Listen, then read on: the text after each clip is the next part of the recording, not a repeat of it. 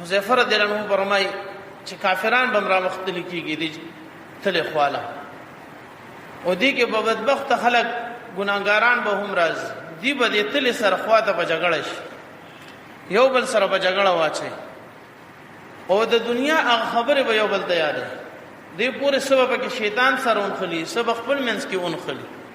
الله رب العزت قران کې بار بار د دې جګړې د اشاره مختلف زینو کې کړې ده یو ځکه وایي وقال الشيطان لما قضي الامر ان الله وعدكم وعد الحق ووعدتكم فاخلفتكم شیطان سره بدی په جګړه شي شیطان ته او دی به رب ته وایي چې اے الله مونږ کو دا غلطه کړې ده خو په مونږ باندې شیطان کړې ده اوس کو زمونږ چرته دا ګناهونه دلیل کیږي یا مونږ ګیریږو د دې اصل جړل شیطان ده شیطان ورته ما انا بمصرخكم وما انتم بمصرخي وما كان لي عليكم من سلطان الا ان دعوتكم فاستجبتم لي فلا تلوموني ولوموا انفسكم ما انا بمصرخكم وما انتم بمصرخي هذا ولما وقال الشيطان لما قضي الامر دي آیات کې دې ضرورسي وی چې دې شیطان به ول جواب ورکي ما كان لي عليكم من سلطان زما ستا باندې سبا وس خبر نو نزه پتا باندې سو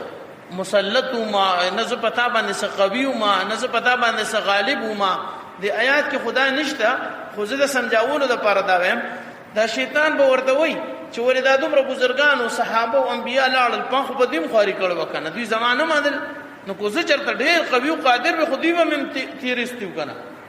هغه ځان بچکول غختل ځان بچ کته ځان نه بچکو ځکه زما پنځه کې راځي دا به مناظره د شیطان سره او دی ورته وای اوس ما ملامت کوا فلا تلوموني ولوموا انفسكم خپل ځان دې په خپل ملامت کا چې زما دې منل درب دې ولنه منل د رسول صلی الله علیه وسلم دی ولنه منل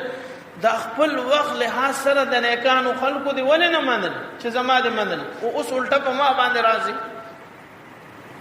وما انا بمصرخكم وما انتم بمصرخي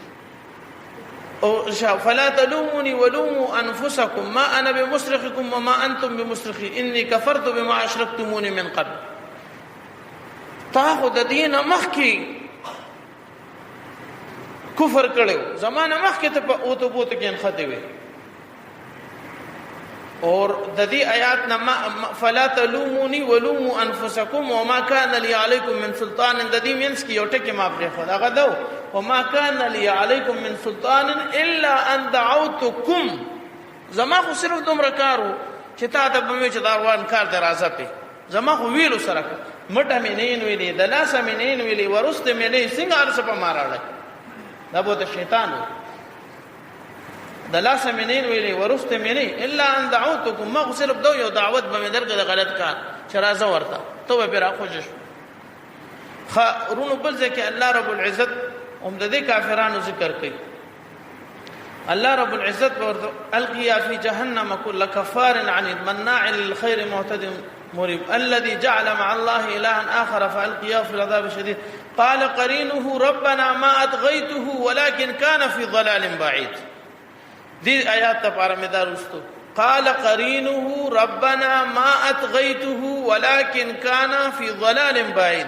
دا شیطان کم چې د انسان سره ملګری د میزان خواته چې دی جګړه واچي او بیا دی ارسه په شیطان ورړی دی برب دوی ربا ما اطغیته دا ما نه دی گمراه کړي ولکن کان فی ضلال بعید دی په خپل تبو گمراه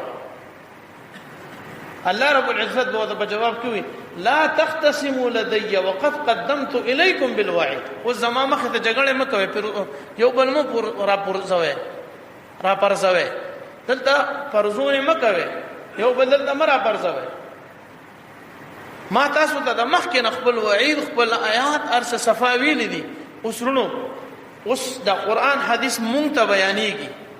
او د دې باوجودم زمون عمل صحیح نشي آیا دې کې اوس د شیطان څه ګناه ده چې څنګه هغه مونږ ته د غلطي وای دلته قران حدیث مونږ ته د سمې وای کنه دلته قران حدیث مونږ ته د سمې وای هغه اگر چې په خپل جرم کې به مجرم وي لغله پاکي نشته شیطان لا خدا چې زه پاک شم په دې وجه چې یاره شیطان هر څه کړي دي، زه پې نه شم پاکېدی. ما ته چې څنګه شیطان دی ما پسې، داسې ما پسې قرآن دی، ما پسې حدیث دی، نبیان را لېږلي شوي دي، هغه فرشتي دي کوم چې نیک حکم القا کوي، علماء کرام دي، نیک مجالس دي، مؤمنان دي، مسلمانان دي، ښه خلق دي، ښه مجلسونه دي، د خدای بلا اسباب د نیکۍ دي. کو چېرته شیطان قادر وي د انسان نه په ګناه اغوښتو باندې، نو یو کسب هم د دنیا نه مسلمان نه وتلی، داغه خدا خوښه ده. اوس وخت کې الحمدلله، اوس وخت کې په لکونو اولیاء جمع دي او داسې په کروڑونو کربونو تیر شوي دي، کروڑونو کربونو باندې تیر شوي دي. نو دا د دې میزان هغه تلې هغه هیبت چې کله راشي هغه وزن دی ویني، دغه ټیم کې به دوی یو بل سره اونخلي، یو بل سره به په جګړه شي.